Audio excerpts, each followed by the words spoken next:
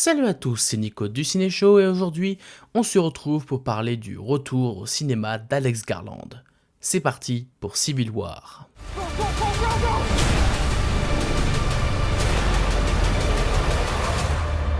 God bless America.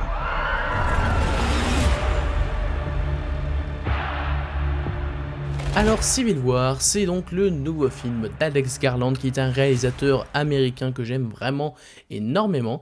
C'est lui notamment qui a réalisé Ex Machina que j'aime bien. Il a réalisé Annihilation que j'adore, vraiment je trouve que ce film est exceptionnel. Et il a réalisé aussi Men que j'aime également énormément, même si je préfère Annihilation à choisir. Bref, c'est un auteur que je trouve très intéressant, qui a toujours fait des films qui me parlaient et qui en tout cas me plaisaient visuellement, dans leur ambiance, dans ce que ça racontait, dans le côté un peu fantastique, onirique, science-fiction. Ça m'a toujours vraiment beaucoup plu, avec des choix esthétiques vraiment assez forts. Donc c'est un réalisateur que j'apprécie suivre depuis plusieurs années. Donc forcément, dès qu'un nouveau film de ce réalisateur sort en salle, je suis présent. D'autant plus quand c'est un film comme Civil War qui est assez différent par contre sur le papier de ce que fait d'habitude Alex Garland. Non pas que le réalisateur soit complètement en dehors de sa zone de confort, parce qu'il a toujours voulu opposer différentes choses.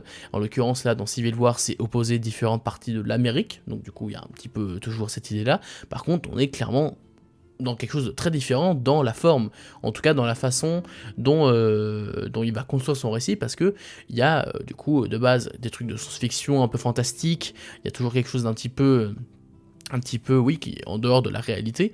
Et là, dans ce Civil War, alors certes, on a 2-3 petits moments un petit peu plus oniriques, mais on est clairement sur un film qui se veut beaucoup plus réaliste, beaucoup plus terre-à-terre dans son propos, et du coup, c'est coller cette esthétique qu'il a d'habitude à un propos réaliste, ce que je trouve sur le papier vraiment assez, à la fois couillu, mais si c'est bien fait, ça peut carrément le faire. J'étais donc hyper chaud pour découvrir ce Civil War qui promettait d'être vraiment excellent, avec aussi le retour de Kirsten Dunst. Ça fait longtemps qu'on l'a pas vu au cinéma, qui jouait notamment Mary Jane dans la trilogie Spider-Man de Sam Raimi, elle jouait dans Melancholia aussi, mais on peut compter au casting aussi Wagner Moura, mais aussi Kylie Spaney, qui est une jeune actrice qui commence à avoir le vent en poupe, puisqu'elle a notamment joué dans Priscilla de Sofia Coppola en début d'année, qui était sympathique, mais en tout cas l'actrice jouait vraiment très très bien, et elle va jouer aussi dans le futur Aline Romulus, donc vraiment sacré début de carrière pour cette actrice. Bref, j'étais hyper chaud pour découvrir ce Civil War, et est-ce que c'est réussi, est-ce que c'est aussi bon que les autres projets du réalisateur? Eh bien fort heureusement, oui. J'ai vraiment beaucoup aimé ce Civil War, qui a énormément de choses à offrir, qui va peut-être diviser certaines personnes sur certains choix scénaristiques notamment, mais je trouve c'est vraiment une proposition hyper intéressante, hyper forte, et qui fonctionne du tonnerre, et ça fait partie, je pense, du deuxième que je préfère de sa filmo. Mon préféré, ça reste toujours Annihilation, je pense, mais Civil War est pas loin, tellement qu'il est vraiment très réussi. On peut commencer par le casting, j'ai déjà cité les noms des différents acteurs et actrices de ce film, et ils sont vraiment très très bons.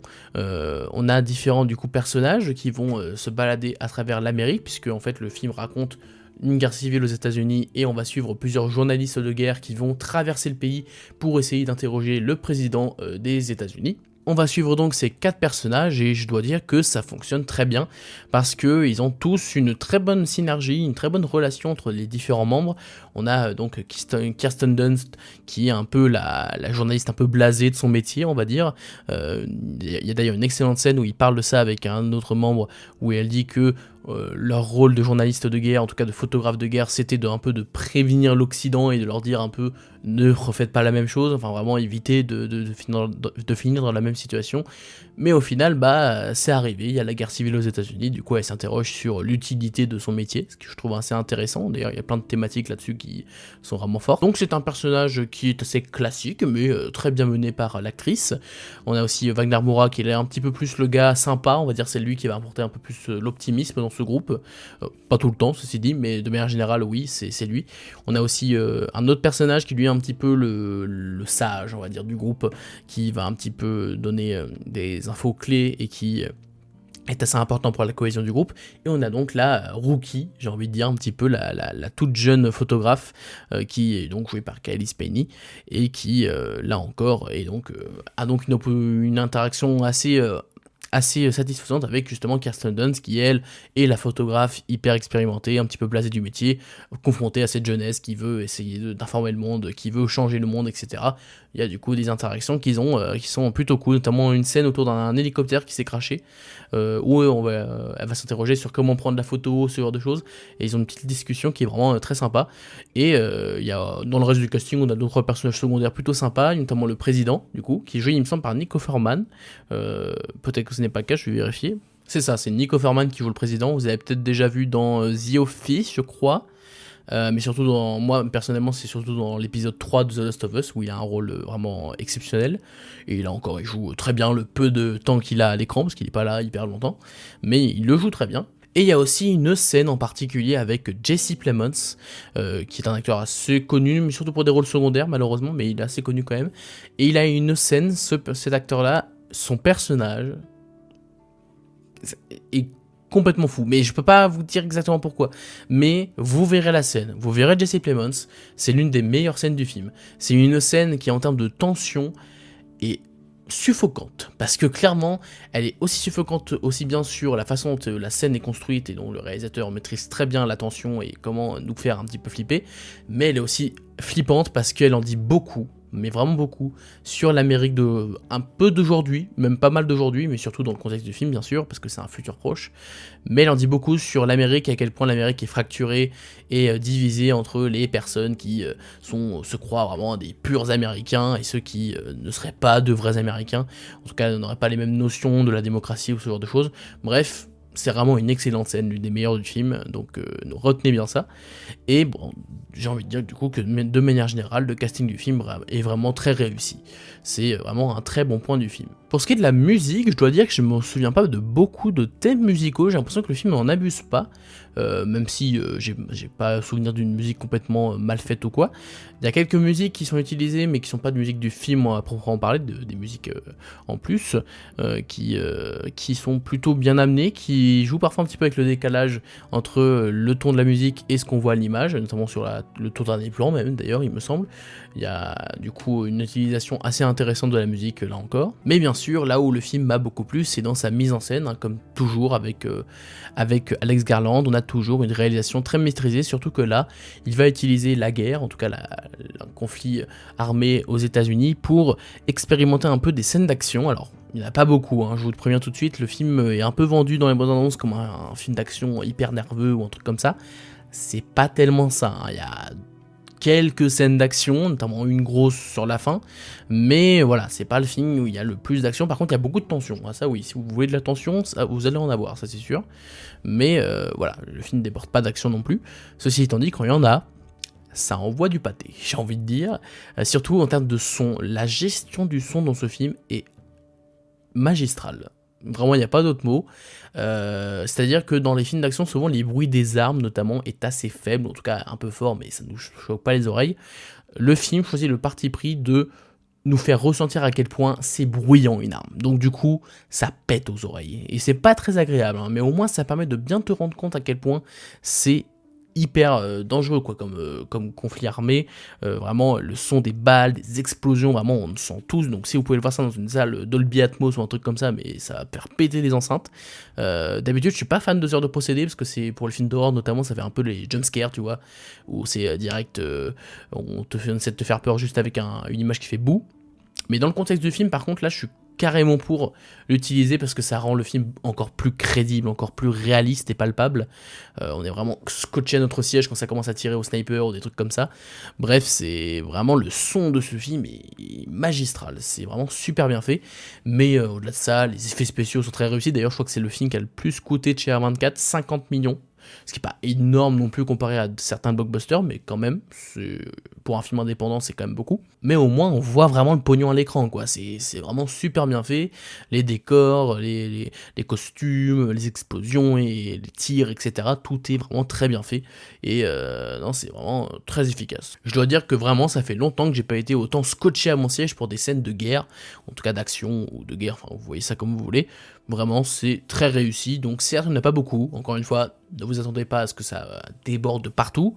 Mais quand il y en a, c'est très bien fait. Et surtout, elles servent pas à rien, c'est pas juste des scènes qui sont là juste pour te mettre de l'action, c'est ça que j'ai aimé, c'est que les scènes d'action reflètent à quel point l'Amérique est fracturée, complètement à feu et à sang, et en train de c'est une guerre civile, quoi, c'est dans le titre, hein, c'est Civil War, c'est une guerre civile, c'est vraiment, l'Amérique est à feu et à sang, et court à sa propre perte, à sa propre chute, et c'est assez impressionnant et terrifiant à la fois d'observer ça dans ces scènes de guerre. Mais au-delà de la qualité de la mise en scène, avec vraiment une très bonne gestion de la tension, de magnifiques effets de mise en scène, beaucoup de flou notamment qui est utilisé dans le film, il y a aussi le scénario qui reste en soi bien construit, et j'ai déjà parlé en partie de ça, mais justement toute la thématique autour des États-Unis, de montrer, de faire des parallèles évidemment avec les États-Unis d'aujourd'hui, parce que clairement, on peut dire ce qu'on veut, les États-Unis d'aujourd'hui sont aussi dans un contexte assez chaud, assez difficile, de division entre certaines populations, de certains Américains qui se croient supérieurs à des Américains normaux, ou ce genre de choses.